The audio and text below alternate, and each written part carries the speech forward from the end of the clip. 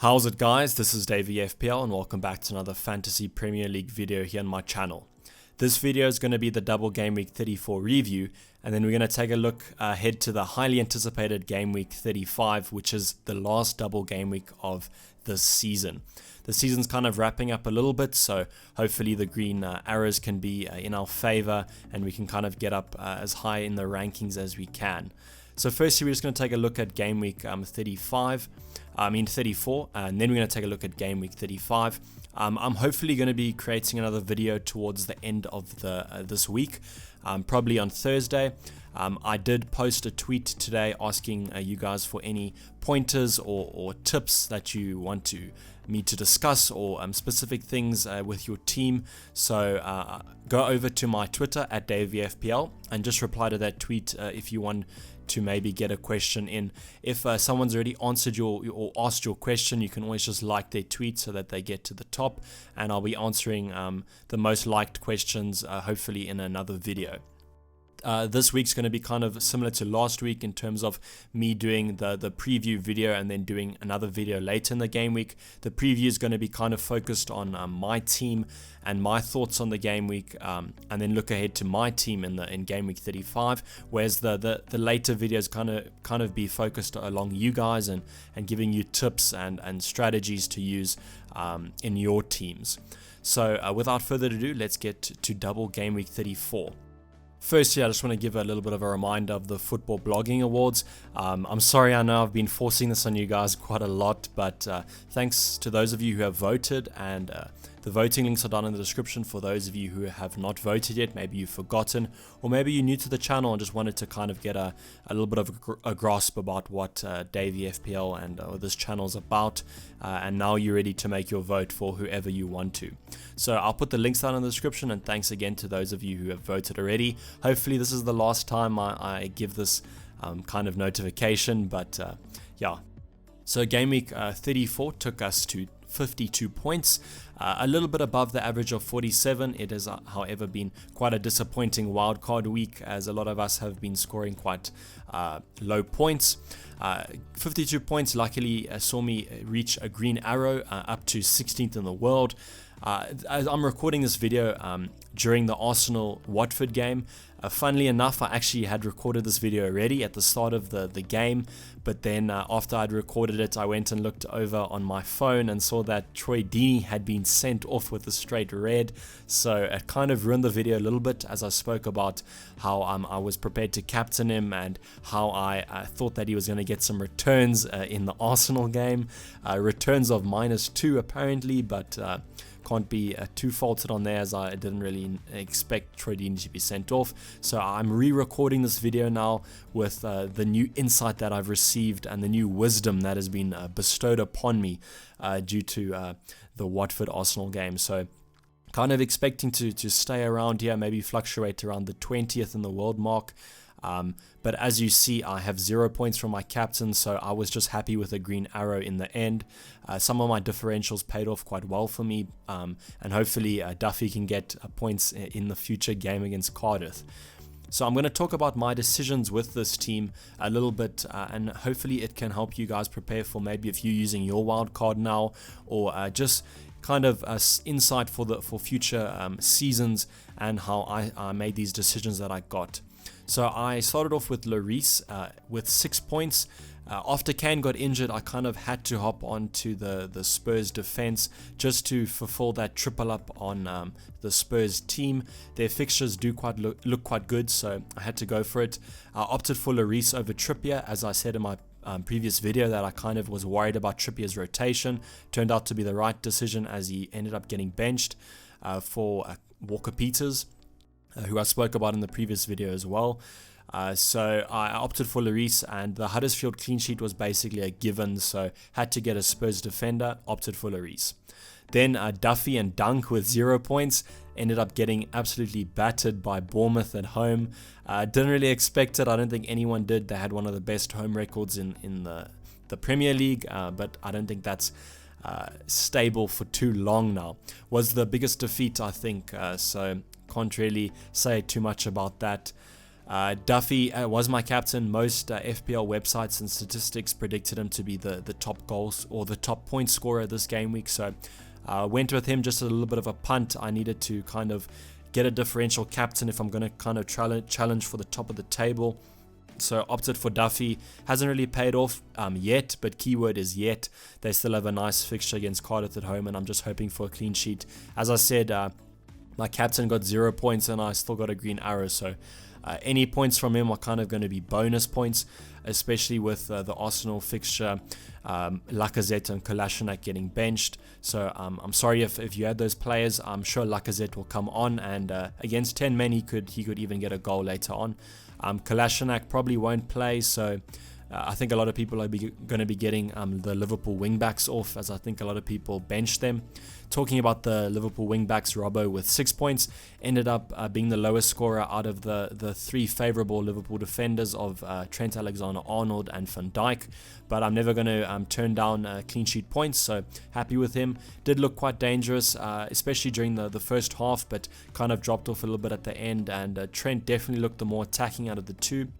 Even had some options when he was on the edge of the box and shot. So Trent does look a good option, especially coming in at that cheaper price, but I'm happy to keep Robbo for his assist potential.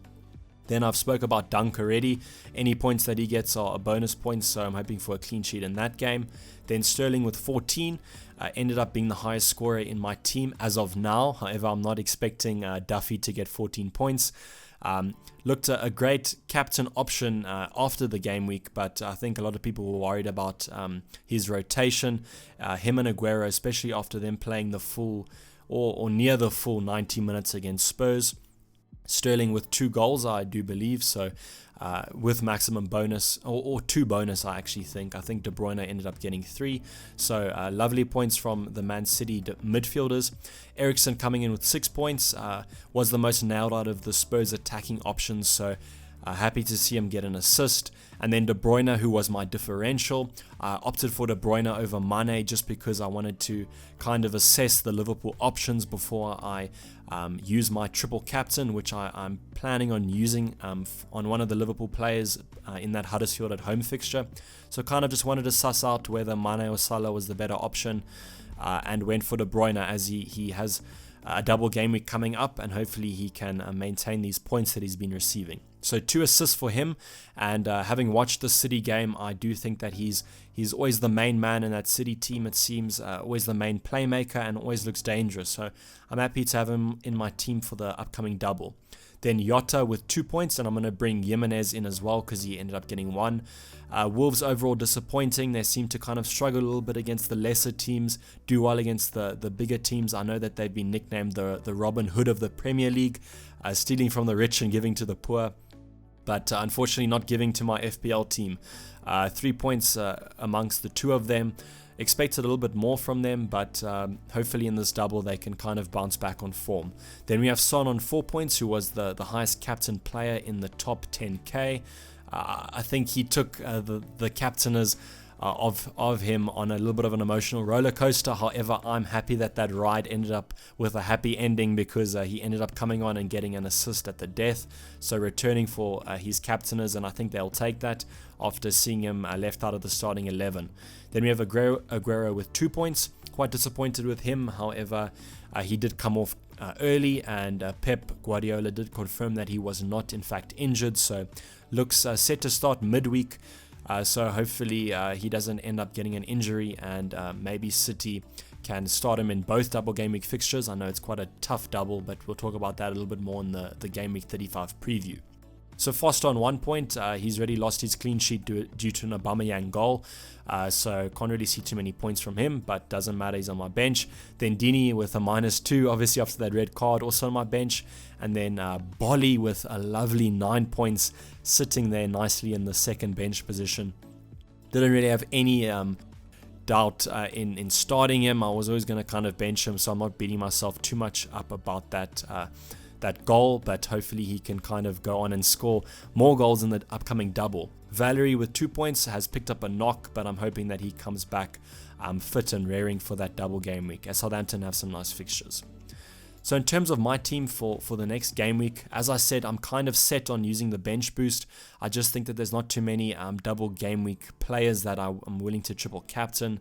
Obviously, there are some nice ones in terms of Jimenez and maybe one of the City players, but I'm just too scared of the pep rotation to triple captain a City player, and Jimenez's fixtures aren't the best. I do, in fact, now have 2 Brighton defenders that I'll probably be holding on to, so almost hoping for a Brighton clean sheet in that first game. But as you can see, I still have the captaincy on Dini. Just a little bit of banter there to kind of credit him for having to make me record this video, but probably not looking a great option to captain him right now, so won't be captaining him in this double. But as I said, I'm kind of set on using the bench boost, as I think I'll be getting the most profit in terms of points out of it. Obviously the team's not looking that bad. Original plans were to kind of transfer out Duffy or Dunk to the likes of maybe Kiko Femenia, as if you have seen the lineup for Watford this evening, Kiko Femenia was actually playing right wing. So a nice out of position play there. However, Delafeu was injured, so could see Kiko Femenia dropping back to one of those wing back positions. However, now the plan has changed in terms of Dini with that red card. Can see myself transferring him out due to, I think he's going to be banned for the double. It seemed like it was violent conduct, so you can see him being banned for quite a few games, maybe 2 or 3, so definitely missing out on the double. In terms of options to kind of replace him with, Gray looks like a nice just replacement for him, like for like. Seems to be a set starter now that Dini's out, so probably will be bringing in Gray just because Watford's fixtures are very nice. That Huddersfield away fixture and then that Southampton at home fixture. I think the Huddersfield away fixture is a little bit more appetizing, so that's why even if Dini was only banned for 1 game, not worth keeping him in. I think Watford's best game is that Huddersfield fixture, so want an attacker for that. In terms of trying to figure out what I'm going to be doing for game week 36 is where I'm sitting, as the Dini to Gray transfer won't leave me with enough money to do De Bruyne to Mane. I could have done that if I did the likes of Dunk or Duffy to Kiko Femenia, so might consider maybe one of the Southampton boys in terms of Danny Ings or Shane Long. However, there seems to be some mass rotation amongst them. It seems like one of them plays 60 and then the other one comes on for the last 30 minutes, so don't know what I'm going to be doing there, and I'm just hoping that Valerie kind of stays fit. If Valerie does stay injured, then I might be looking at using the triple captainship this game week rather than next, as I think that then I'll probably be just sticking Dini on the bench and kind of bringing in another defender for one of the Brighton players. So in terms of captaincy, it kind of looks set on Jimenez right now. Could change to someone like Aguero, as he does do very well against the top 6 teams, but Jimenez kind of seems like the best option out of my team that I have currently. In terms of other captaincy options, I think you can captain a Man City option, and if you're not scared of single game week players, I definitely think that Mane or Salah is a great option this week. I can see Liverpool scoring against Cardiff definitely, so I'm a little bit worried about not having a Man City attacker instead of a Liverpool attacker, as I think Liverpool will do well. I'm just hoping De Bruyne and Sterling kind of cover and nullify that Liverpool attack due to their double game week. In terms of other transfers that I'm thinking about doing, nothing other than those 2. I think I've got to address the ones that impact me the most, which is probably Dini at the moment. So as I said, probably Gray or Danny Ings or someone like that for him. As I said, I will be creating another video later on in the week, so please leave comments down below. If you have any comments, I'll be looking through them and then answering them in the next video, hopefully Thursday. And then also follow me on Twitter at DayvyFPL. That's another way to reach me. Just go to my tweets, my recent tweets. I think it's the second last one that I've posted. And just reply to that. If someone has already asked your question, just like that, and I'll probably see that question a little bit easier along the rankings of replies. So Just to kind of wrap up the video again, we have scored 52 points currently. Obviously the Cardiff fixture is coming up for Brighton, so hopefully they can get some points in that one. And 52 points has seen us rank up to 16th in the world, which I'm hoping I kind of stay there, and using the bench boost and triple captain kind of boosting me as high as possible for this season. So please subscribe if you are new or just wanted to kind of suss out the channel before you do commit. It will be highly appreciated, and thanks to those of you who have already subscribed and supported the channel. We managed to get the subscriber count in the last video up to 40%, so not looking that much of a differential now, you subscribers, so thanks to those of you who have always supported the channel. Otherwise, like the video and share it with your followers on Twitter or your friends just in general. I know not a lot of people like to share their tips, but it'll be appreciated if you do share this video. So otherwise, just follow me on Twitter, and you know the rest. I'm going to be signing off. This has been Dayvy FPL, and I'm out. Cheers, bye.